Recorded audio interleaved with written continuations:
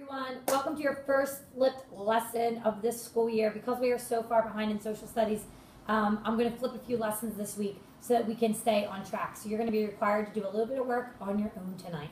Okay, so we actually ended up last week talking about the ironclads, and we talked about the USS Monitor versus the Merrimack.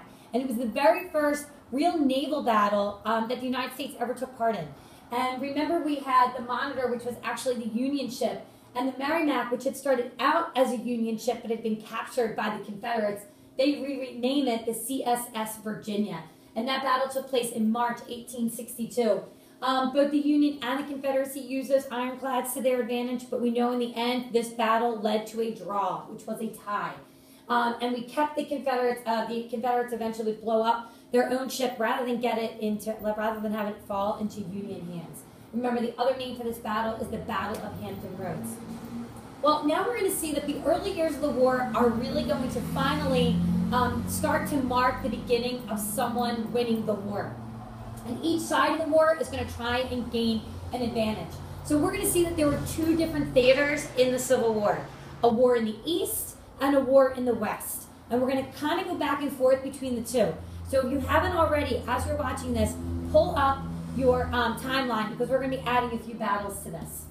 So we're going to start with the war in the East. And the war in the East is actually going to be dominated right now by General George McClellan. Okay? McClellan is going to be the general in charge of the East right now for the beginning. And when we think about the war in the East and McClellan, I want you to think caution, delay, retreat. That is how McClellan is going to be remembered. He was a very cautious soldier.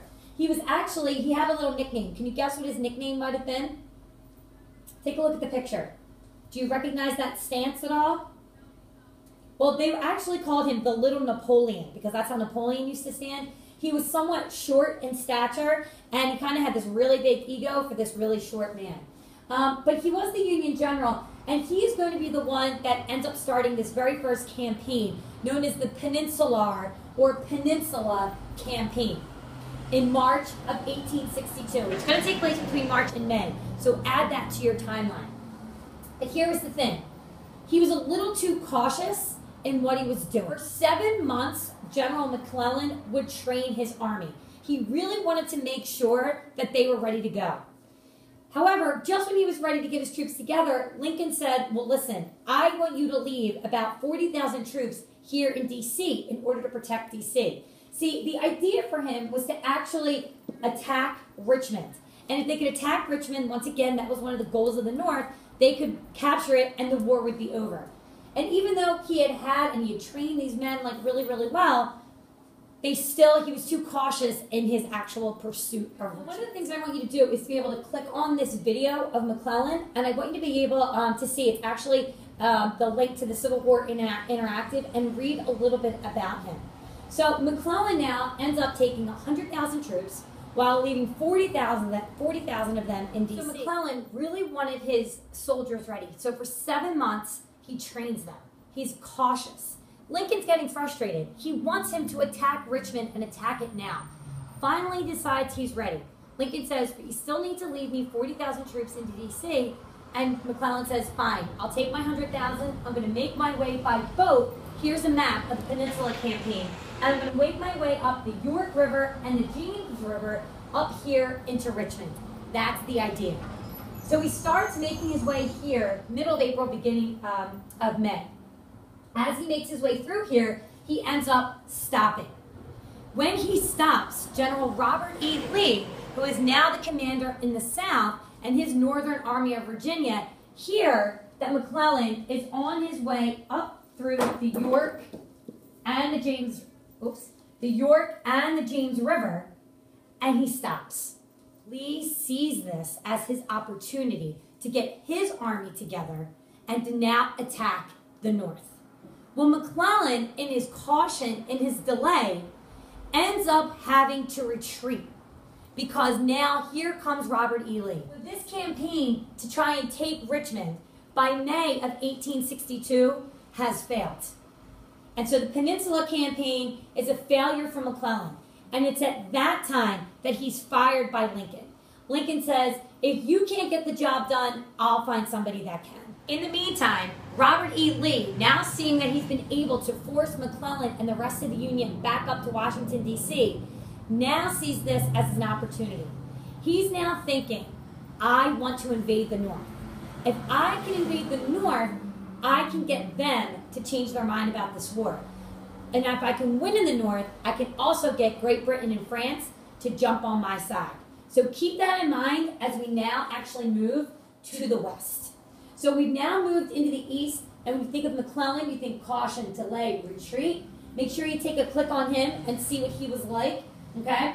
Take a look at the War in the East clip, all right? You'll be responsible to watch that. But at the same time this is happening in the East between March and May of 1862, we now have a battle in the West. And in the West, we could not have found a more opposite person than George McClellan than we did in Ulysses S. Grant. Grant actually had been a veteran of the War of 1812 as well as the Mexican-American War. But he found himself in some trouble.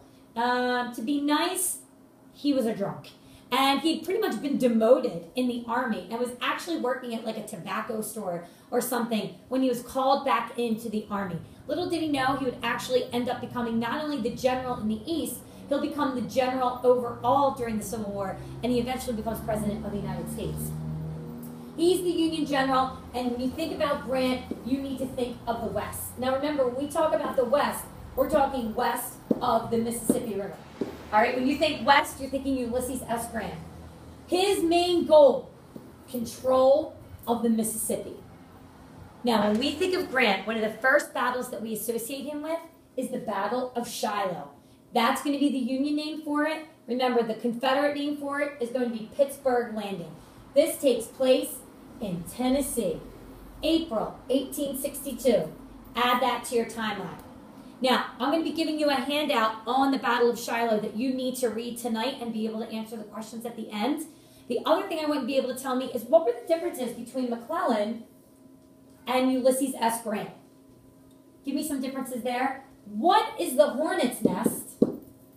And why is Grant actually held responsible for these 24,000 casualties during the Battle of Shiloh? I will tell you this. In the Battle of Shiloh, if my thing will come up, the Union actually gets a win. It's a big win. Tell me what they get as a result of this win in the West. Click on here to get a little bit of information about the Battle of Shiloh, and here's a little video clip as well. So we're going to take a look at this battle on Tuesday, but I want you to be able to tell me about it. So keep in mind, what are the differences between McClellan and Grant? Be able to read that handout on the Battle of Shiloh, otherwise known as Pittsburgh Landing, and tell me what happened there and what is this Hornet's Nest. And why didn't the Peninsula Campaign work? All right, be able to tell me that as well. All right, thanks, guys. Hope you enjoyed our first flipped classroom, and be prepared and ready to come in tomorrow to talk about it.